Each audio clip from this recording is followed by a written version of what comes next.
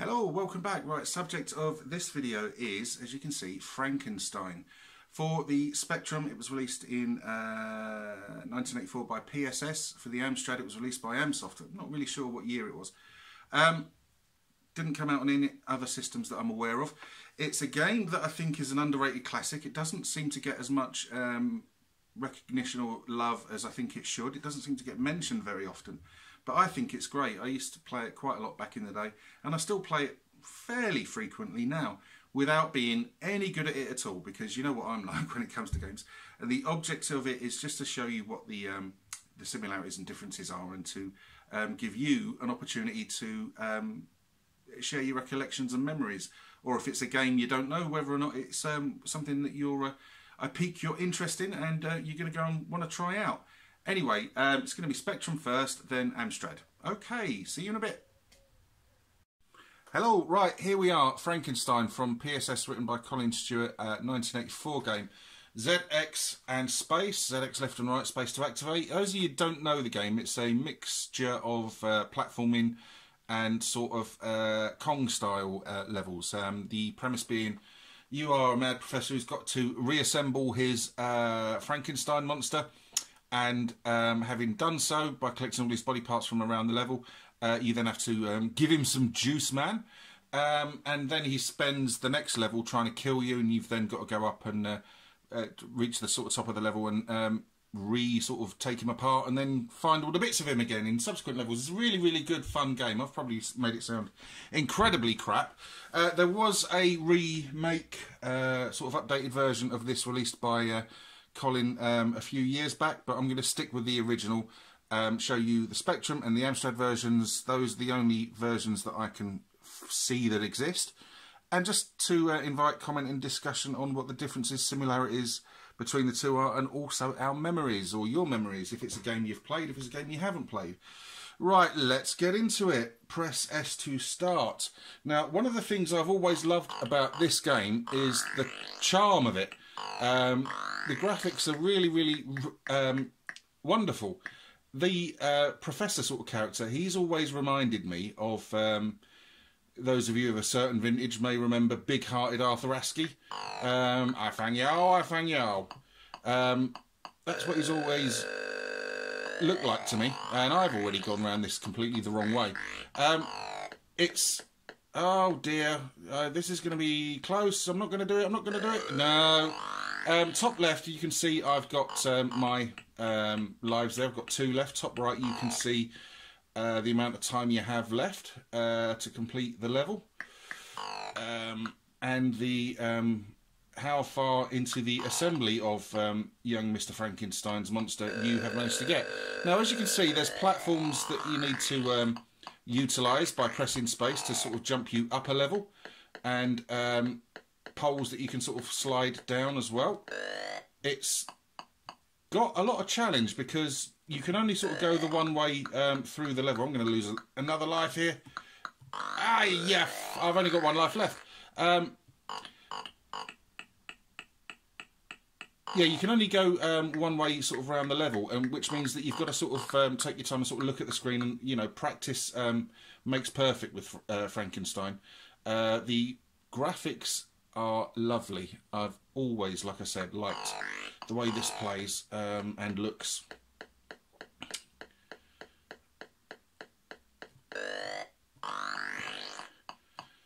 Right, now I've just got to get the other part of his sort of pelvis and thigh. Then his legs, man. He's got legs. He knows how to use them. Am I going to get there in time? Have I made a mistake? Yes, oh shit. That's that game over already. Crikey. Yeah, so do you know this game? If you do, what are your memories, good or bad, of it? If I go... oh, right, yeah. Once you've sort of, like, you can't go up the stairs from there. So I've sort of committed myself to this route. Excuse me. Love the sound. Love the animation on the characters.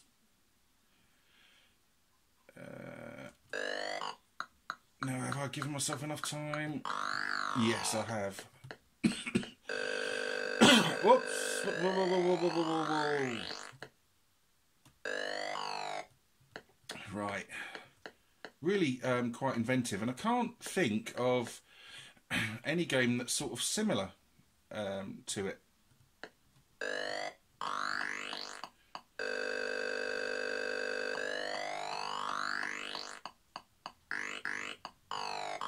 Now I've got to be quick here.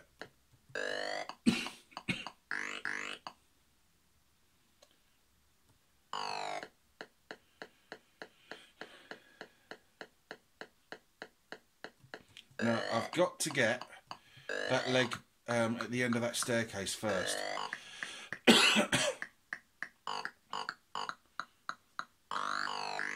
So, it's not a game I've ever completed. Now, that's not a surprise to hear me say, I know. Oh dear, this is going to go tits. Oh, no, it ain't. Whoa, skin of your teeth there, Baz. Skin of your teeth. Seat of your pants. Right, I get to the second level. It's just got that wonderful spectrum-y look about it. Nice, crisp, clear graphics. Now, this is the Donkey Kong sort of level. You can see he's really not happy at the fact that I have brought him life. And because he's got the raging arseache with me, he's going to try and drop things on my head. Now, I want to wait for this sort of cannon to go past. It's going to go really slowly. Oh, shit. No, not shit.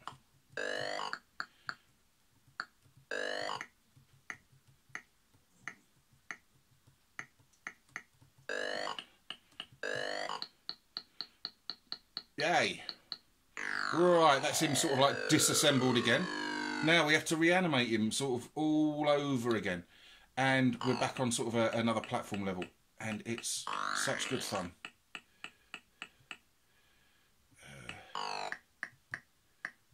No, so it won't be that way then. What have I got to get? I've got to get his ribs, haven't I? Yes. That sort of skidding animation is really cool. I've always liked that.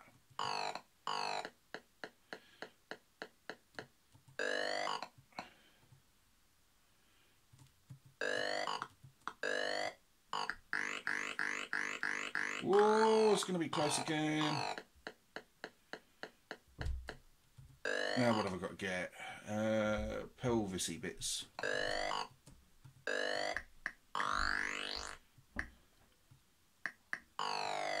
Oh, fuck it up. Right, so I've got to go round and down this way, okay.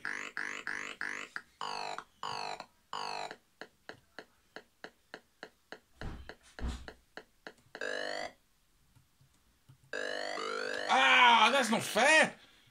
Oh, I didn't know that. Oh, well.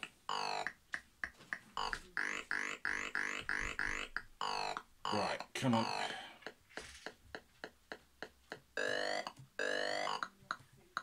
Come on, come on, come on. Out the way, syringe. Right, just his legs to get now. Really forces you to sort of think and look around the levels to sort of work your sort of plan of attack out.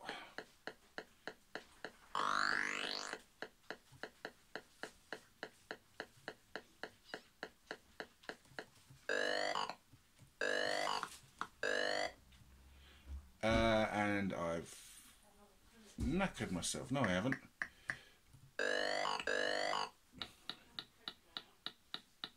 Excellent little game. And we're on to the next sort of Donkey Konger. It's always best to check first where he's going to lob it. Oh, am I going to get past? Ah! There we go. What a great little game that is. Right, we're going to move on to the Amstrad version, show you that. Okay, welcome back. Right, it's the turn of that there Amstrad CPC 464 to for me to have a look at its version of Frankenstein. Now, I think it only came out on these two computers, which is a shame, because it would have been nice to be able to do comparisons with BBC Micro and Commodore 64. It's suited to both those machines. First time I've ever played it. It's exactly the same game, but with some graphical differences, as you'll see, and we'll discuss.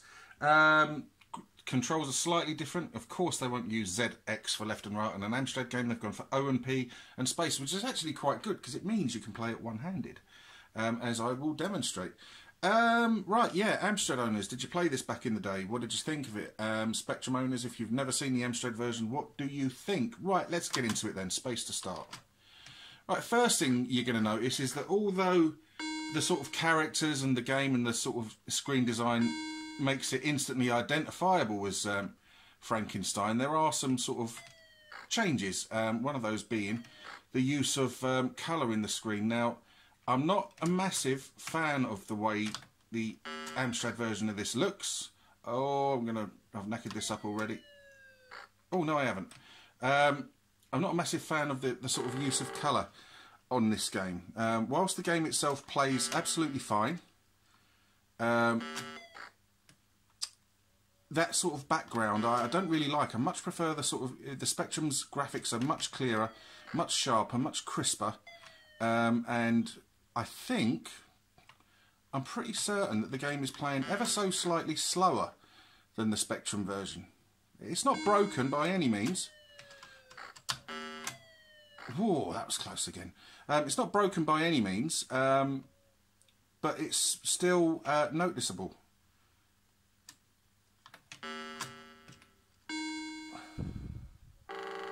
Now this is going to be skin of the teeth as well. Oh no, it's not. We're going to get there. We're going to get there. We're going to get there. Yeah, and some of the characters have changed. That boot, I'm pretty sure in the Spectrum version, is actually a snake. Again, don't quote me on that, even though I was only playing it about half an hour ago. I can't actually remember. I've gone around the wrong way again. But yeah, the important thing is, does it play well? Yeah, it does. It does. Like I say, though, I think I prefer the Spectrum version to it. I think it's better, and I think it runs a little bit quicker. I mean, a lot of that may well just be nostalgia bias kicking in as well, because the Spectrum version is the version that I've known for far, far longer and played far more. And like I think I've said, it's a game that doesn't really seem to get mentioned an awful lot nowadays. And it's a real shame, because I think it's a classic. Certainly the Spectrum version. Right. Now these sort of Donkey Kong type levels change. They sort of like seem to be randomly generated, and I think that's really clever. You never seem to get the sort of same level twice, which is really, really good. Right, so let's go around. Having put them back together, we've taken them apart, now we've got to put them back together again. Make your sodding mind up, Frank.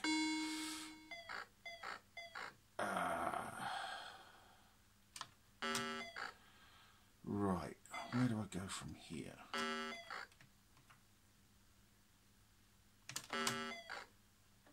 Whoa!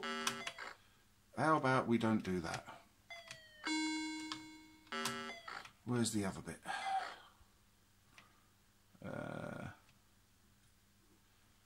Right, so how am I supposed to get that bit?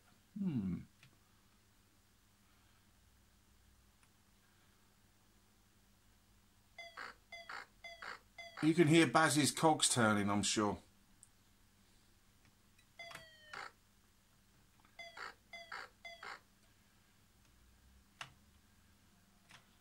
Not up there, is it? Oh yeah, it is up there. And I didn't need to do that anyway. Oh, for God's sake. Right, so I've got to go and get the other one, which means past that sort of ladybird type thing. Right, so now all the way back down.